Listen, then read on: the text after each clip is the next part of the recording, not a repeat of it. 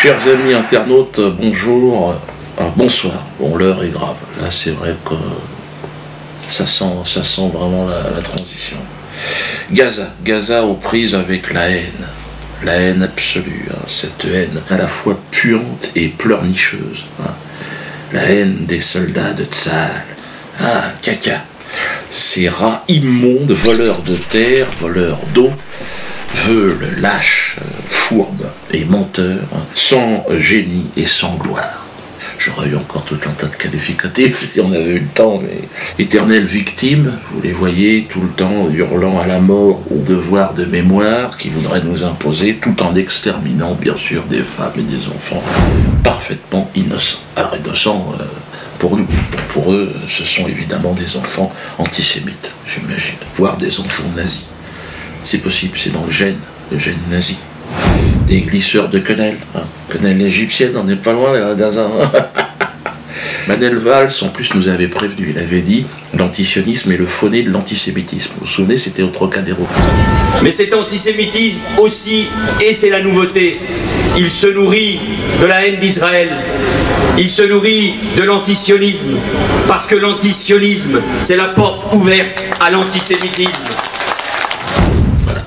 Donc tous ceux qui s'opposent à l'entité sioniste sont considérés comme des antisémites, qu'il faut abattre au plus vite. Bon, moi, je dirais que ça n'a plus beaucoup d'incidence, le fait de me faire traiter d'antisémite, mais bon, j'imagine qu'il y en a encore qui sont un petit peu frileux, un petit peu...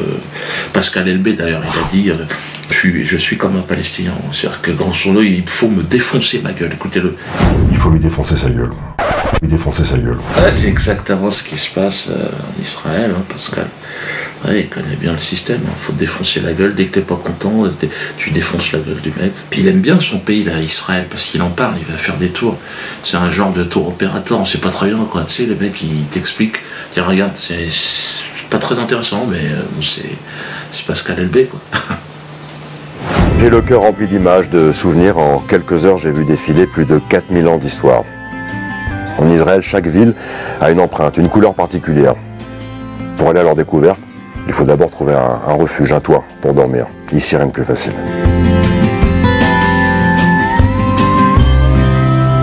C'est cool, non? Oui, j'aime beaucoup. Pascal Elbé, tu peux le garder, ton entité sioniste, tu peux aller en vacances si t'aimes ça, mais nous on n'ira pas. Pas du tout envie d'y aller. On préfère aller à Gaza, effectivement. Amis de l'arrière-garde de la République, soyons solidaires. Hein, solidaires et soutenons évidemment nos amis, nos frères de Palestine, qui sont eux l'arrière-garde de la... Même pas, ils sont l'arrière-garde de l'arrière-garde de l'arrière-garde de l'humanité. Hein.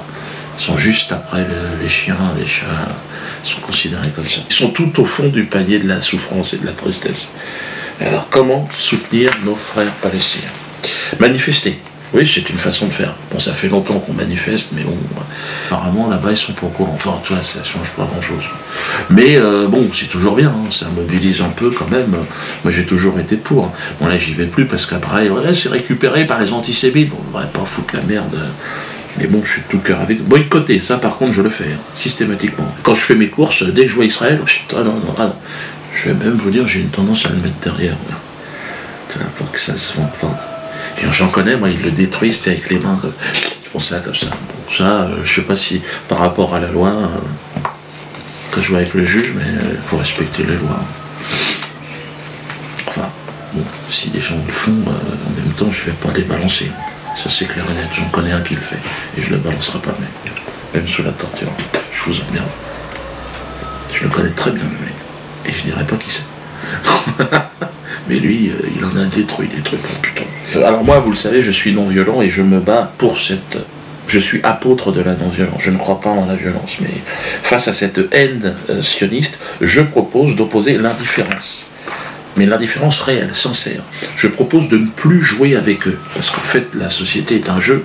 Eh bien non, nous on ne joue plus avec eux. Nous devons, si vous voulez, nous émanciper. C'est ça que je dis déjà depuis plusieurs vidéos et il y a des gens qui ne comprennent pas. Que ce soit dans la paix ou dans la guerre, il n'y a pas de contact. Pas de contact d'un côté ou de l'autre. Mais on doit en fait s'émanciper complètement de cette saloperie qu'est le sionisme. Alors l'argent, il faut se réapproprier l'argent, parce que c'est quand même l'accessoire indispensable du jeu de société, de cette société en tout cas. Si on l'a pas, on ne peut pas gagner. Ah, aujourd'hui, hein. À moins de se battre après avec des caillasses et tout ça. Mais franchement, je le sens pas. Hein. On a essayé beaucoup les flèches. Non. Non, si tu veux, si tu te lances là-dedans, il faut vraiment être équipé du lourd. Il faut des avions, il faut des choses, des drones, il faut balancer la purée d'en haut. Mais moi, je suis pas pour ça. Bon, moi, je vous l'ai expliqué, mon projet de la assurance. J'avais investi tout le fric que j'avais gagné grâce à la tournée, là, un paquet de fric. Donc, je l'ai investi pour créer ma compagnie. D'ailleurs, ça en énerve plus bien. Ouais, regardez le mec, Dieudonné peut-il légalement créer son assurance? Évidemment, on peut la créer, connard. Les mecs, ils sont en train de s'interroger, mais est-ce qu'ils peuvent aussi avoir une banque? Attendez, et ils peuvent... On fait ce qu'on veut. Toutes les assurances, toutes les banques, vous voyez directement avec mon directeur de la publication. Ah, le directeur de la publication, on a emmerdé, hein, il n'a toujours pas son ordinateur. Donc là... il y a Roger Lamouche qui est là, évidemment, qui vient de passer. Roger! Ah oui! Ah oui! Ferme-la, Roger, ferme-la! Heureusement qu'il est là pour mettre de l'ambiance, mais je vous cache pas qu'on est gêné. Donc, la assurance. La assurance, on a lancé ce projet il y a 10 jours, donc on est 40 000 quand même, en même pas 10 jours. À ce rythme-là, on sera à 100 000 au mois d'octobre. Et là, on passera en phase 2. Donc là, la création de l'assurance de manière effective. Alors, quel lien entre l'assurance et Gaza? Vous allez dire, ouais, Dieudo, qu'est-ce que tu nous racontes? Voilà, attention. L'objet d'une assurance, c'est quoi déjà? Parce que j'entends des gens un peu bavards, c'est quoi? C'est de garantir, voilà, les sinistres. Et il me semble que le plus gros sinistre moderne, c'est ce qui se passe sur la bande de Gaza.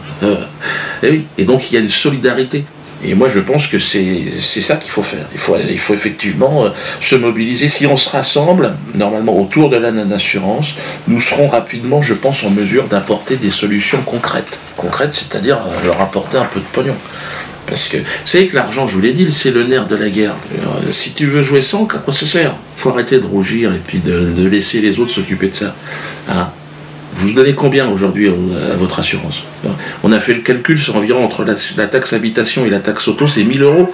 Vous vous rendez compte? Non, attendez les gars, autant qu'on se donne à nous-mêmes. Hein. Parce que là, je suis entouré aujourd'hui de spécialistes, hein, des gens qui sont dans les assurances, qui viennent, qui me conseillent. Ils disent, on peut le faire. Donc là, on a une grande réunion, là, début du mois d'août, deuxième semaine d'août, avec tout un tas de gens qui bossent dans les assurances et tout, pour concrètement qu'ils nous apportent, qu'ils m'indiquent un petit peu ce qu'il faut faire. Il y a des avocats, il y a tout le monde. Là, on a un staff, ils sont motivés. Hein. Imaginez quand on sera 1 million, ça fait 1 milliard. Donc rien que, tu vois. Donc là, c'est sûr qu'une petite aide concrète à Gaza, ça sera facile. Hein. Moi, je suis d'origine africaine et je vois ce qui se passe dans le monde. Quand je vais au Cameroun, je vois bien dans les pays du tiers-monde. On est dans un jeu, c'est l'argent qui fait la différence aujourd'hui. Bon, ça n'est qu'un outil, hein, mais c'est le seul qui nous permet, dans la non-violence, de leur foutre dans le cul. Donc là, à Gaza, bon, ils auront du lait et du pain, hein, au minimum. Des pansements. Puis bon, après, la possibilité de s'organiser aussi tout seul, parce que il n'y a que comme ça qu'on va y arriver. D'autres vont me dire, oui, mais Dieudo, l'argent, toujours parler, il y a aussi la prière. Ouais, on peut se mettre à prier aussi, il faut. Hein. Ça peut être intéressant. J'ai prié pour Gaza. Pas si ça a changé grand-chose, enfin, envoyer un petit message. Dans 1 an, je pense qu'on sera en mesure d'apporter à peu près 1 million d'euros à Gaza, mais sûr et certain. Donc, regardez les autres compagnies d'assurance, non, que dalle, 0. Gaza, non. Le PDG d'Alliance, là, ou d'AXA, vous donnez un peu? Non. Un yacht de 45 mètres, oui, ça c'est pour moi. Mais Gaza, non. Alors que moi, je vous assure, d'ailleurs, je vous annonce, je n'aurai pas de salaire. Contrairement aux autres représentants de... Non, j'ai pas besoin, moi je fais des spectacles, je gagne très bien ma vie avec ça. Mais je pense qu'avec la assurance, on va vraiment faire chier le monde. Je fais ça pas pour l'argent, je fais ça pour leur foutre directement dans le fion, quoi. Donc c'est ça qui m'amuse. Donc pas de salaire pour moi, hein, pour l'assurance, ça c'est un engagement que je prends. Que vous dire de plus? Le 26 juillet aussi au Théâtre de la Main d'Or avec Laurent Louis, donc nous aurons une réunion pour parler, il y aura une conférence sur Gaza, hein, sur la Palestine. Donc vous êtes évidemment invité à vous y rendre. Je crois qu'il va y avoir du monde d'ailleurs. Mais bon, dans ce qui se passe à Gaza, je pense que c'est le moment charnière. Là, on est en train de tourner. Donc, bon, ben, ce que je propose, c'est évidemment de manifester aussi. Je vais organiser peut-être une petite manifestation, on va voir comment les choses tournent. Mais, non, on est sur le cul, hein, on n'est pas content. Normalement, on termine toujours sur une chanson, mais là, si, on va peut-être terminer sur Palestine.